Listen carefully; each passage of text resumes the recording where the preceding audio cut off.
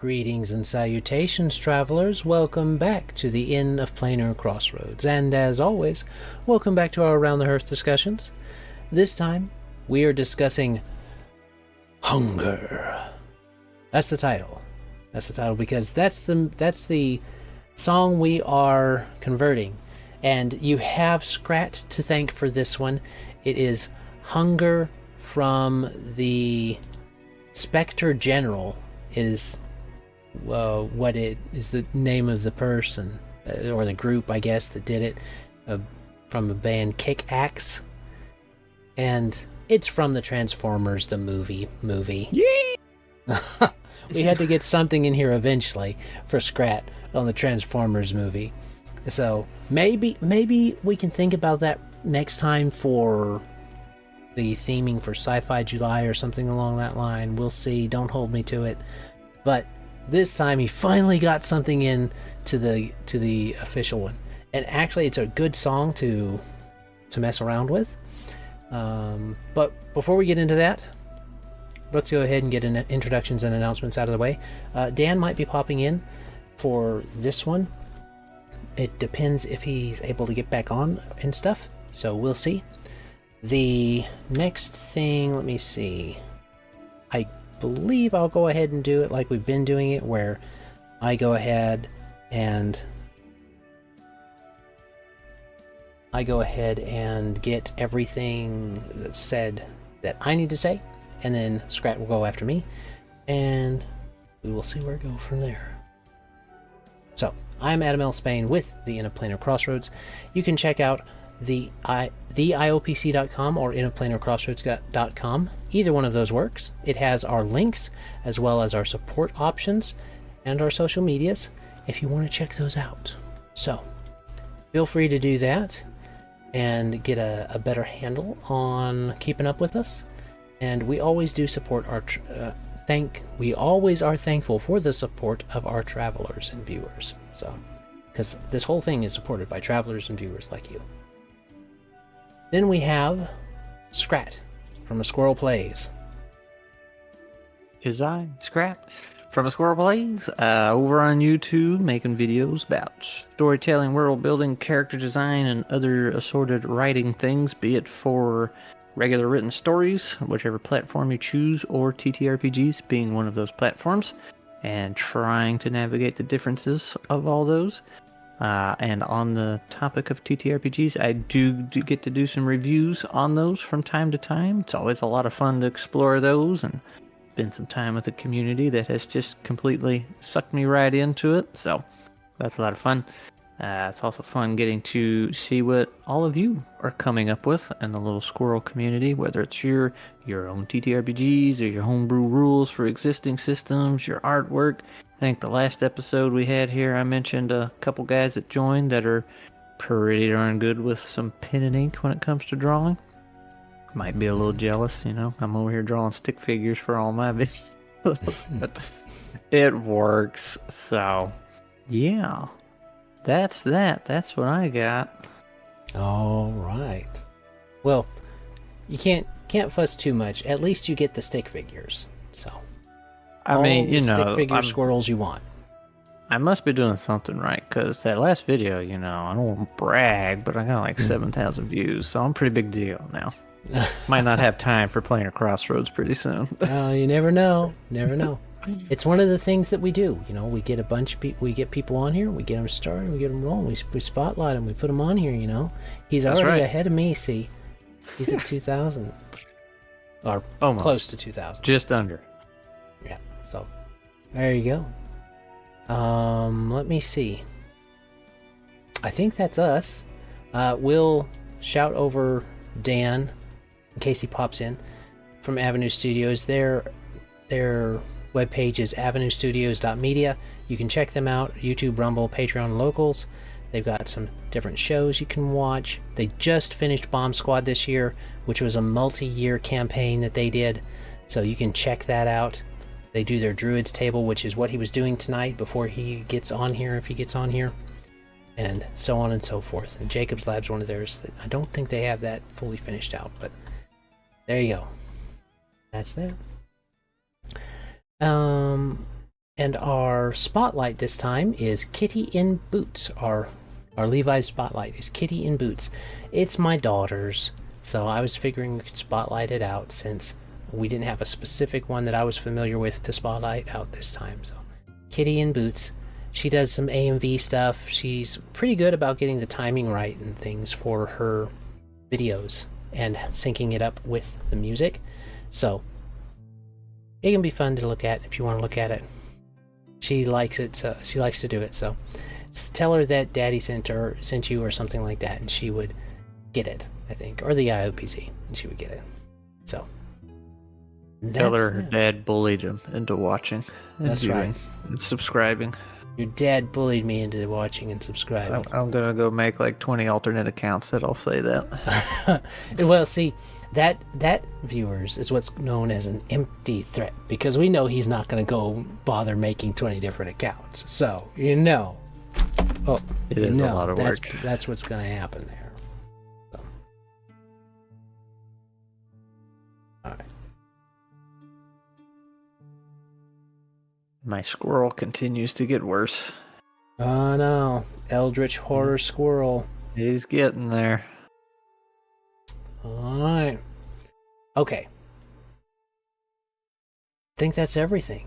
So, viewers, grab your preferred beverage and join us around the hearth as we discuss hunger. Skull. Work a lot better if that song was called Thirsty. Well, in today's modern vernacular, that would have a different connotation, I'm pretty sure. That's true. That is a fine point. So, let me see. I think we are pretty well set for getting directly into... Oh, no. We've got notes from Dan also. I'll go ahead and do... I've only got a few notes for this one because we've got material to work off of already. So, the story recommendations I have for hunger that fit pretty well with that are things like The Shunned House works, The Beast in the Cave kind of works, but the two that work really good are The Rats in the Walls and The Picture in the House, especially The Picture in the House. But The Rats in the Walls also is very good. And it's also a good one for just a Lovecraftian story as well. One that happens but doesn't actively involve the mythos. So, you know. And Cursed Ancestry is very common in the Rats in the Walls one. So you could check that out if you want to check it out. Let me look at his notes just briefly so that I know. So let's go over the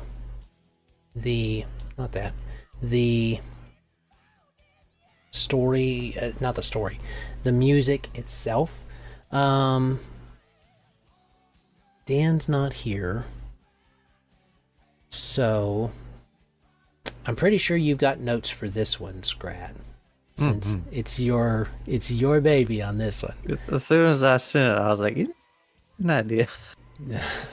So I am going to do Dan's kind of notes first so that you can dive right into yours. So on the campaign inspiration for Hunger from the Transformers movie, Dan mentions Ithaqua, which is an extended universe. It's not one directly from Lovecraft. It's an extended one from August Derleth, actually, who did he did some things with Lovecraft while he was alive, I think, but he was attached to him mainly after his death. Some posthumous collaborations is what they're called. I think he finished out some of the stories that were left behind. There's this idea that Dan was pointing out of the Wendigo style, which is what Ithaqua is kind of play on. Algernon Blackwood, actually mentioned in the article I was just looking at right here.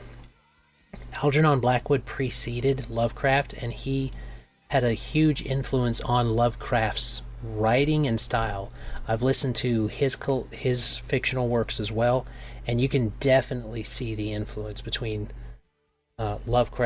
between Algernon Blackwood going into Lovecraft's fiction. So, if you like Lovecraft's fiction, doing that, listening through his stuff is an interesting listen. Also, it is. It's less. He came before Lovecraft, so it's a little less modern than Lovecraft, and Lovecraft is not really all that modern. So, it might not be for everybody's ears, but it is pretty good, especially the one that's mentioned, which is the Wendigo. That's one of his best, in my opinion. Another thing that is mentioned by Dan is a cult might impregnate a woman and plants psychic seed to control the offspring. Very creepy. Trying to raise perfect offspring to defeat the elder gods for that hunger thing. Interesting, okay. For synopsis, for his particular idea for a startup, every 5 years a small town in northern Alaska, nice choice, has a problem with young women disappearing, and the party is called in or related to missing persons. Okay. It is nearing the time of complete night, so daylight gets shorter and shorter as the game progresses. Nice touch. Female members of the party will also be targeted with a need to go to this tall cell tower that seems to not always work, and find themselves feeling more and more hungry for any and all vices and can't be satisfied. Okay, so it's a hunger for everything. Ithaqua is calling women to take back to Borea. Male members slowly feel more empty, emotionally, mentally, physically, potentially turn into Wendigos. That'd be bad. One Wendigo is bad enough. Not sure how it ends. Probably a time limit. Maybe once full darkness comes, Ithaqua returns home with whomever has succumbed. Or flip it and it's near the end of the only night period. And at the end is when the first sunrise occurs, and then Ithaqua returns home. So either one of those kind of work. That would work all right. So that's his idea for a campaign portion. And that's what we're starting with first, is the campaign portion. So now that we're back to current attendees, what you got, Skrat? Well, first I want to know, what exactly is a Wendigo? My knowledge and experience is limited to Fallout 76. Okay, not one of those. So a Wendigo the word comes from Native American lore, I believe. And it is usually characterized as a monster that eats human flesh. But depending on which one you go with, it is either a person who's been punished and now they're stuck and this hunger drives them and they can't be satisfied, and that's why they go for human flesh. Or it's someone who has been a cannibal already. They've already consumed human flesh and now it's driven them mad, kind of like Kudu. And they become this monster, this Wendigo. And the descriptions of it are different depending on which one you're looking at. I personally like the description that you see in Algernon Blackwood, and to some extent the Pathfinder monster manual that has the Wendigo. It's footless, and it's like its feet have been burnt off. Oh. And it runs through the skies screaming, my feet of fire, my flaming feet of fire, in the Algernon Blackwood when it cries that, until the person does, until they eventually turn into a Wendigo. And it's got like a deer head with antlers as a human, upper torso, and those kind of animalistic legs that are burnt off at the bottom. It's where the feet should be. And now they're just bloody, scarred stubs. So, obviously floats, runs to the sky. A little different than Fallout. They were people that turned into them, but obviously a nuke sped up the process or whatever. But I want to say they all came from the insane asylum, and Yeah. in that game, and then they have a 100% drop rate to drop a bundle of loose screws. So pure Bethesda fashion. I'm not particularly fond of that. Those are just insane people. Like Wendigos in the lore are pretty scary. Well, they're nasty. Like they're big and got claws looking like the squirrel dude over there, and they're not to be taken lightly in the game. But I think that was their origin in that one. Yep. So the loose screws thing always trips me out, though. Yeah. Well, Wendigo are. Some people still claim to see Wendigo now up in like Canada and stuff. Well, but some people claim to see Bigfoot too. So, not throwing shade at you Bigfoot believers out there. You go on hoping. You do you, champ. But that's what a Wendigo is. Basically a cannibal that turns into a monster. I can dig it. So, on that note, it's actually semi-related. So, in my idea here, I had more ideas on the actual party themselves, not so much the world, but we'll say it's in like the 20s to 40s, right? That time period. And the players they're not playing as the monsters, but they are monsters. They got like cursed and converted over into a certain type. And I'm thinking kind of Mind Flayer, Illithid kind of thing. The tentacles coming out of the mouth, and you got to eat brains and stuff. So you have a hunger meter and a sanity meter, or stat, whatever, that are competing with one another. Because when you eat, it destroys your sanity because you have to eat people and other things now that you normally wouldn't. And it obviously doesn't sit well. Not with your stomach, but with your brain. And that would be the big struggle. And then, the adventure would be, the first part would be getting used to that, right? And struggling and then figuring out, like, you got to go through that dilemma. It's like, okay, I guess we'll be the good guys and we'll go hunt down criminals and eat their brains or whatever, however you want to justify it. So you're getting used to that. Then you start catching wind of, okay, we might be able to break this curse, and then, that'd be hunting down other, what is cryptids? That's the word. You could hunt down other cryptids that are somehow kind of a key to getting towards the big bad one, which may even be Cthulhu himself that turns you the way you are. And then, in the final act, you get to go into the weird land where Cthulhu either go to him, and then, like, maybe you could throw your hunger and sanity meter at the window at that point because you're in a different realm. And then you get to do the craziness, or you pull him into the real world where he's actually mortal. And you can strike him down. But I like the idea of the players being the so-called so-so cryptids. Half-baked cryptids.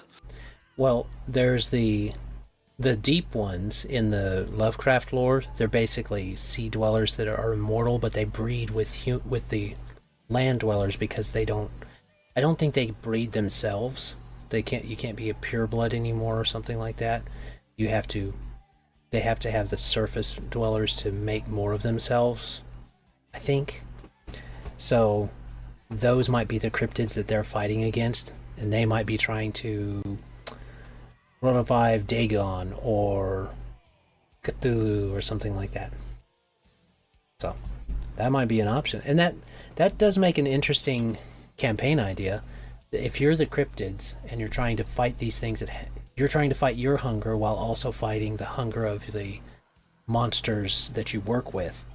Maybe you've got a Chupacabra lab guy that's like your Q. So yeah, you could go. You don't have to do horror with this one, I guess. You could do like Monster League Unlimited or something, where you've got monsters all over the world trying to work together to keep it from going absolutely nuts in a very Men in Black type of way. Yeah. And I wasn't sure how exactly to go about it, because I mean, the easy part of it would be, all right, your hunger goes down. You probably start taking some damage to your stats, right? You know, not as strong, not as sharp, whatever. There would have to be a downside to consuming, right? And I'm not sure what that would be. That might be because you want to. I hate to use the word punish, but like you don't want them to just go out and feed and top everything off. It's like, okay, there's got to be an offset to eating too much, right? Mm-hmm. I guess your sanity would go out the window. I'd have to check out some other sanity mechanics to see how they do it and get some inspiration from there. Well, you can do something like because there's sanity checks. So if you're having to have this, if you're wanting a more active balance in this type of a campaign, then balancing that hunger with you can either do HP or you can do the sanity portion as part of that and have hunger as this third thing that you're working with. So if you consume, you get back hit points, but you lose sanity. If you lose sanity, you can choose not to feed more than you have to, we will say. And your sanity restores some, but you don't gain any more XP that rest or something, I guess, maybe. Yeah, see, I like the idea of the feeding past a certain point being real appealing, because it could like boost your cryptid powers or something and make you super strong, but it would need something to like really make you reconsider, like, okay, storytelling wise, it'd be like, oh yeah, you're going off into the dark side, you don't want to do that, but like you'd need some kind of mechanical grounding thing there to make you reconsider instead of just being flavor, even though that might be enough for some people. Yeah. Well, there's, what are they in? Let me see. I think they're Lovecraft's version of gnolls. Ghouls. That's what it is. Lovecraft's version of ghouls are much closer to the original version of ghouls, like from the Arabian style, and they're cannibalistic. You can become a ghoul. A human can become a ghoul.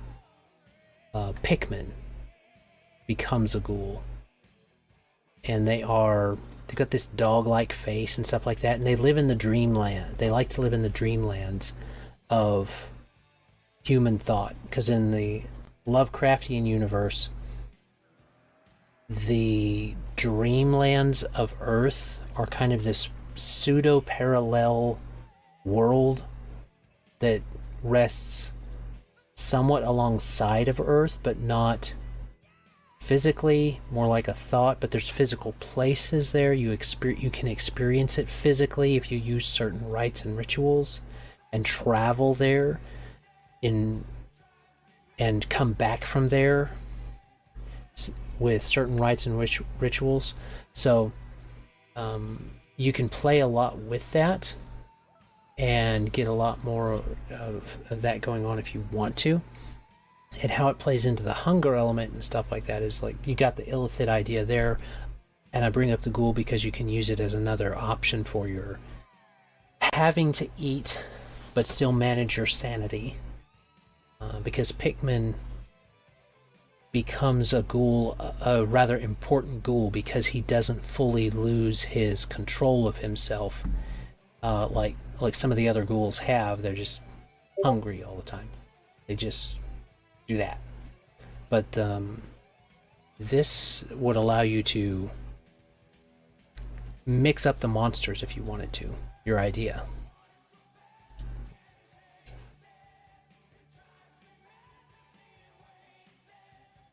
I'll send that message to him. Oops. But that is an option there. There we go. Told Dan we're still going. Ghouls, yes. And working with your idea. If you want to, I'm not sure of a lot of other monsters that you might, a lot of other cryptids, but I do like the idea. It would be a fun horror adventure or / horror comedy, and you can use Call of Cthulhu, but it sounds a lot more like you would want to use Pulp Cthulhu as a system, because you're more durable. And since you're playing monsters anyway, you know. Yeah, you got a little extra meat to get through. And you might have to deal with some of those pesky human investigators, you know? Yeah. So, there you go. Alright, come back over here.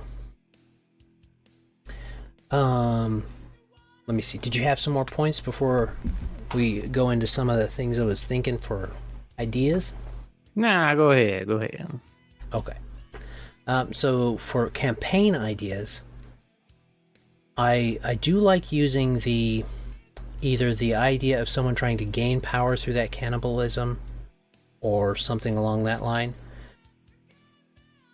But I also kind of like the idea that Dan was bringing up, that the hunger could be for more than just flesh. There might be this gluttonous attitude towards lots of things. I've got this vision of this big bad who's really morbidly obese fat, and he's calling all these shots and stuff like that, and everybody's like the party's trying to fight to get to him and get a hold of this cult of vice. Perhaps you could even play off the 7 deadly sins if you want to, and have gluttony be the core thing that you're dealing with in this particular sum shot. And you come across this cult of hunger, of desire. Everything that you desire you can consume it.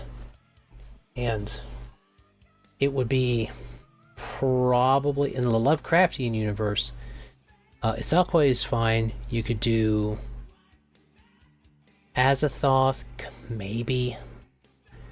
You might pull off Nyarlathotep, but probably more the maybe a group of people, especially if you want to play something a little lower level, where you can keep the horror in there, and you're not necessarily just using a Cthulhu-centered method. You could do the ghoul method, and these are people trying to gain immortality through ghoulhood. They're becoming ghouls, which is a thing. You can do that. So I imagine the group coming in and finding this massively obese guy, and he's the big bad, but they think they've got it wrapped up. Like, what's he gonna do to us? He can't even get out of his chair until the thing that he is becoming rips out of his skin. And he just crawls out of his own mouth. This creature he's becoming crawls out of his own mouth, and that's who he is now. And then that's the big bad boss fight at the end. So that's the vision I got in my head as far as the idea for that. The thing that made me think of Wendigos before was not just the hunger part, but down here it says, it brings up burning again a lot. And this hunger is driving me, it's burning me. And this is where it goes back to that Algernon Blackwood story of using that aspect and playing into that aspect a lot. And maybe this person's trying to resist, or if you want to do the whole group trying to resist becoming Wendigos, you can. But if you're wanting to put this into your other group, into another storyline, or add it into another side as a side portion, you can instead have it affecting just one or two of the group, and they're trying to figure out how to prevent this from happening to their fellow, to their friend. And he keeps talking about how his feet are so hot, it's burning, and eventually he refuses to keep his shoes on because he just can't. It's just so hot. And maybe he runs around with his shoes off so much that he doesn't feel when the thorns cut into them or something when they're running. And now he's got his feet hurt, but because of the feeling, the sensation of burning, he can't feel the other sensations there. And he's starting to wear his feet off. And you have to try and... He's making these sanity checks, and everybody could be making these sanity checks, trying to deal with that. So, you know, you could do a lot of stuff. You could do a lot of stuff with that. Creepy footless dude running around. Floating around. Floating around. Scooting around. Yep. Let me see. We are about at the 30-minute mark. So, let me see. Dan, I don't know if he'll pop in for the last one or not.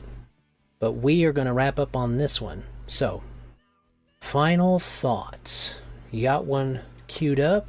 You got something else you want to do? I don't really have a final thought, man. I was doing good up until this point.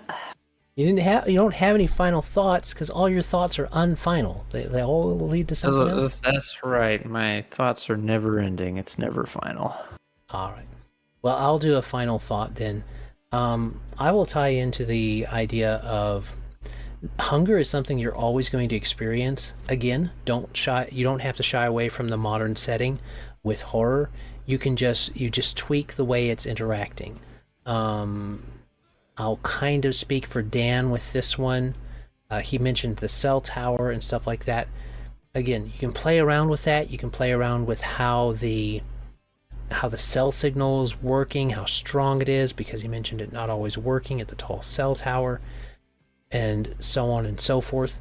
You can mess around also with the natural environment to harken back to that environmental hazard that he mentioned in his rule area thing. And environmental hazards can be something that interfere with even the modernist setting, because you're going to have to deal with weather, whether or not you want to. You're going to have to deal with the weather. So, excessive cold or excessive heat, both can be signals of different things in the Cthulhu mythos. And this hunger driving you, and so on and so forth, can be part of that. And what does it drive you to? It's driving you mad it's driving the characters mad based upon the song here. Could be driving lots of people mad. If it's against the law, you can bet I'll break it. It doesn't matter. My need to feed gives me the will to survive, and this search for that. And if an entire town perhaps is enveloped in that, it won't matter what the environment has to hold against it. So it could be used for good or bad in that sense. So embrace the modern, embrace the environmental hazards, and embrace the chaos. So that's mine. Embrace the chaos. That's the comment for this time. Oh, I was talking about my idea / setting or whatever. I said it was going to be the 20s to 40s, and thinking about it, I guess that could also mean right now and a few years in the future. But what I meant was 100 years ago. Oh, jeez, time! What a thing. Yep. Well, if you're messing around the Cthulhu mythos, you can bounce around time. So there you go. That's true. All right. So, what's your final thought? Told you I didn't have one. So, I will admit, and we'll find out more later why in the next episode when we're talking about the characters. Humble Bundle had a really good deal on a bunch of Teenage Mutant Ninja Turtle comics, and I've been reading a ton of those. So, So he's trying to say the big city is mutants. Yeah. So he's trying to pawn his excuse of not getting a final thought off on reading too much TMNT. No, they inspired the ideas. See, Oh, so you're the cryptids, like the turtles or the mutants in gotcha. the city, laying low, trying to do the right thing. Okay, so what he's truly advocating for is a TMNT game, but horror. So look, these comics they kind of spooky sometimes. That is true. That is true. They are kind of spooky sometimes. It was a killer deal, man. It's like 16 collections. So each book is like 400 something pages. And it was $18 for the whole thing. Pretty good deal. Yeah. Been loving it. Never read a comic in my life. Well, now you have. Now I have, and I've read quite a few. Oh, speaking of holy abominations here. Yeah. Aw, thanks, buddy. Yeah. It's these guys, fashionably late, it seems. Yeah. Or maybe just fashionable and late. Yeah, there you go. Oh, it's a good spicy stream for D&D 2024. Oh, okay. I'll catch that on the behind the scenes then. Well, you're just in time for your final thought for this example, Oh, we're there. Okay. Campaign? Yes. Oh man. I already read through your notes. Aw, you're the best. Hi everybody. Thanks for letting me be here. It's this dude, this guy. He comes out of nowhere. Also, Skrat, well done. That's He's been getting progressively worse. Or progressively better, depending on your... That's true. Yeah, yes, it's all perspective, right? Oh, man. What's the final thought for campaign stuff? Probably time... you guys may have mentioned already, but I remember the last time we talked about this too. I love mixing the meta for horror stuff in doing things at the table in some way that can bring the players into that sense of isolation, of darkness, whatever it is. Obviously, session 0, I'm sure you guys have talked about a little bit, but session 0 to make sure everyone's okay with where things are, but having ways to really involve the player in your campaign in some way. I've mentioned it before in Around the Hearth, the False Hydra stories. I love those where people set up stuff like having an empty chair there and you find out at the end that was the missing, even the player is missing. So it creates this way to draw the players themselves into it to try and feel what the characters are feeling in some way. So, ambiance. Ambiance. Yeah.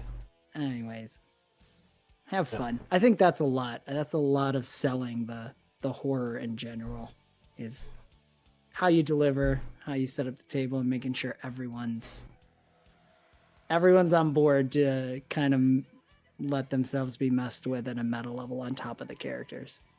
Yeah. Or at least the ride. Go on that ride with your character, right? Yeah. Well, we did mention stuff like doing like alternate, embracing the new technology, like creating that Facebook page for this character that they're interacting with or looking for, or stuff like that, as well as just having that extra stuff there, for augmented reality is what we're talking about. Oh, I like that. Yes. That's perfect. All right. So Dan popped in for his final thought. So, we thank you for stopping by at the end of Planar Crossroads. You can check out the End of Planar Crossroads at endofplanarcrossroads.com or the iopc.com. Either one of those works. And on that site, you'll have our places that you can find all of our videos, our social medias, our support options, stuff like that. We thank and appreciate you stopping by with Skrat from A Squirrel Plays. He's got videos up you can check out on YouTube, exclusive to YouTube. A Squirrel Plays. And I guess now we have Dan with us too from avenuestudios.media if you want to check them out. They've got their YouTube, Rumble, Patreon, and local links there if you want to look. Their shows right now, they just finished up their long-term game this year, so they're working on other plans right now, but they just finished up filming a Druid's Table, I believe, so that's good. And yeah, they got pictures on there. It looks like some kind of professional people did it. I don't know. Something like that. We try. some weirdos. I don't know. Yes. And it'll be too late by now, but we'll have done a DC-20 game. We're doing a DC-20 one-shot. That's part of what we announced today. So that'll be August 3rd. So it'll already happen because wibbly wobbly time, right? That's right. Time never behaves quite normally at the end of Planar Crossroads. So, and then we've been shouting out my daughter's channel, Kitty in Boots, this whole time. Oh, that's awesome. Yeah. She's been making her AMVs and doing little other things. I've been trying to get her to branch out from things other than Madoka Magica and My Little Pony stuff. Equestria Girl stuff. Trying to get her to... I teased her because we watched Columbo recently together. Several classic, Columbos. Told her, why don't you make a Columbo AMV? She's like, I was like, oh, so you can't do it, huh? You can't do it, huh? But I don't know if she's working on anything or not, but I half expect sometime to see a Columbo AMV pop up. So, that's awesome. crossing my fingers. But that means that we're done. We hope you have enjoyed sticking around with us through this month. We've got one more chat coming up, and this one was Hunger. The next title also comes from the song. It drives me mad. But you'll have to tune in next time for that. As always, have a great day. God bless and enjoy. Bye. Bye.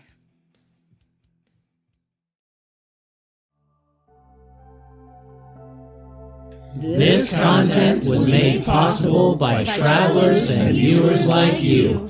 Thank you.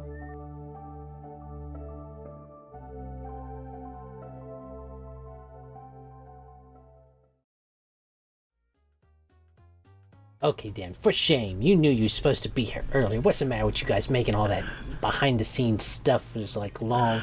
I saw that you guys were done. Like an hour and a half was the thing. And then like, what is this, 30 minutes that we're going to get on our outtake or something? It might be. Jake and Michelle Jake didn't have I didn't realize Jake didn't have his normal Saturday game tonight, so he just kept going. And then I didn't realize what time it was until we were done. I was like, shoot, get out of here. He should have just been like, oh, Jake, you can pop on for this. He loves horror, right? It's his favorite. To be fair, he hasn't played horror with me. He probably would have liked the game we did with the eyes and stuff. That's true. I think, and he did that the horror one shot with Sagas, and he did great. Yeah. So, horror likes him.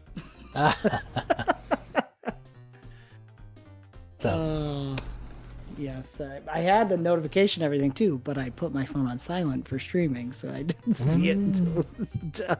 Oh, see. Well, Skrat tried to big ping you, he said, but can't ping through the silence. Ooh, that's good. That's an album title. Ping through the silence. All right. Now I'm going to be thinking about that. Anyways, don't let me derail too much. I'm going to check this one. I really look forward to listening back to these when they come out.